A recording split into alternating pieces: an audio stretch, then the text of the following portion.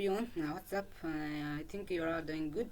I'm also doing great, and this is my second video and about basic computer, and I have already made one video. And this is lecture 2. In lecture 2, we are gonna learn, we are gonna talking about how to hide and seek, hide and seek icon and auto range, how to auto range, what is auto range, and close, restore down, minimize, maximize, what is the minimize, maximize, close, the restore down, and what is the task, what is task setting. These are the things we are discuss about. Without further ado, let's get started.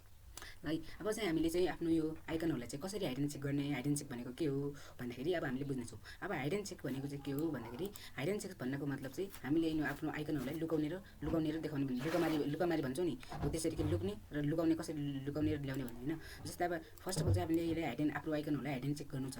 अब भन्दाखेरि first of अलमा चाहिँ right click in your desktop, first of all right click in your desktop and click on view. There's lot of option. You can just click show desktop icons. You can click your icon is hide, right? आइकनहरु चाहिँ अहिले लुक्यो।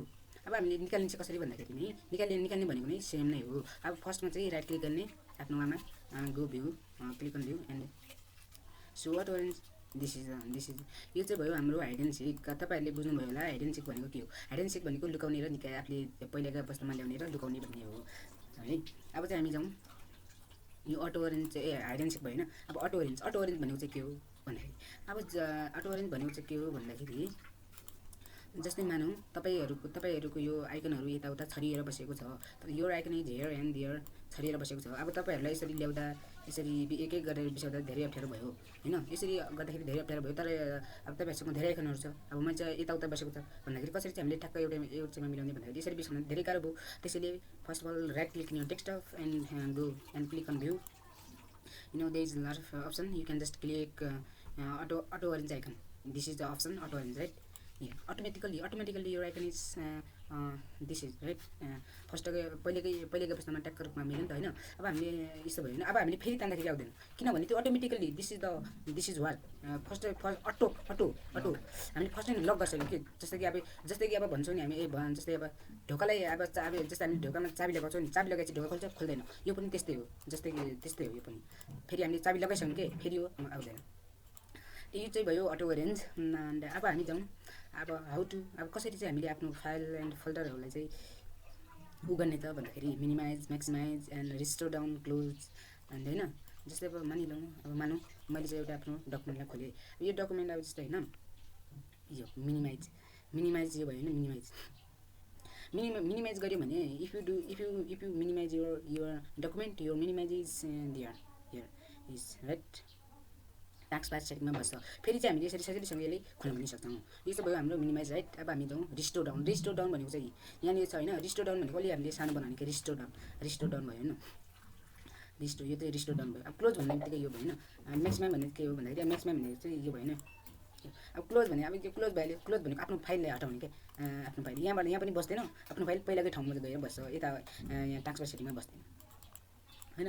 यो चाहिँ भयो। अब हामी भिडियोको अन्तिमतिर पुगिसकेका छौँ। अब चाहिँ हामी जाउँ taskbar setting. What is the taskbar setting? Taskbar setting भनेको के हो? यदि तपाईहरुले टास्कबार सेटिङ यो के हो भन्दाखेरि मैले I have already made one video about taskbar setting हैन। अनि चाहिँ first of all right click in your taskbar and lock the taskbar, right. यो taskbar is now lock right. If you हजुरले आफ्नो यो टास्कबारहरूलाई यताउता पनि ल्याउन मिल्यो, माथि पनि ल्याउन मिल्यो, तल पनि ल्याउन मिल्यो, यता पनि ल्याउन, यो मर्जी। If you open your taskbar, you can move it here and there, up, down, right. If you lock your taskbar is not, you cannot move it, right। जस्तै कि अब हामीले लक गरिदिउँ भन्दाखेरि अब लक भने चाहिँ लक भइसक्यो नि त। ताला लगाएपछि ढोका खोल्दैन भने जस्तै यो पनि हामीले टास्कबारले ताला लगाए जस्तै हो कि यो पनि, त्यही भएर यो त सर्दैन। अब चाहिँ हामी जाउँ यो टास्कबार सेटिङ हैन। There is a taskbar setting, click this and there is option, right। there is second option, right, and click there is off and you can just on this, the on, right, and you can see here automatically. If you if you down your crush, your automatically your taskbar is you can see. If you up your if you up your crush, you can't see taskbar setting. That's what I want. अब चाहिँ हामी जाउँ त्यहीमै गएर ट्याक्सबार सेटिङमा जाउँ होइन. अब चाहिँ हामीले किन अन गर्दैन भने अब हामी अफ नै गर्न चाहन्छौँ मजा होइन भन्दाखेरि अब हामीले there is fourth option you can just see there is option of you can just on right, and there is on, and you can just see is our taskbar is small, right? Your taskbar is small.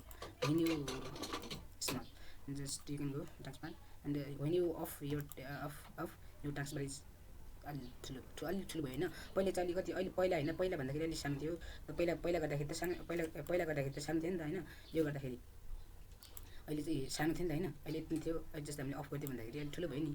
हो यो चाहिँ भयो होइन हाम्रो. and I hope you are got it. मैले तपाईहरुले बुझ्नुभयो होला.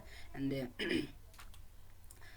आजको लागि चाहिँ यति नै हो. and see you on the next video, and keep learning, keep growing, keep shining, and remember your greatness is waiting for you. Okay guys, that's all for today. Okay.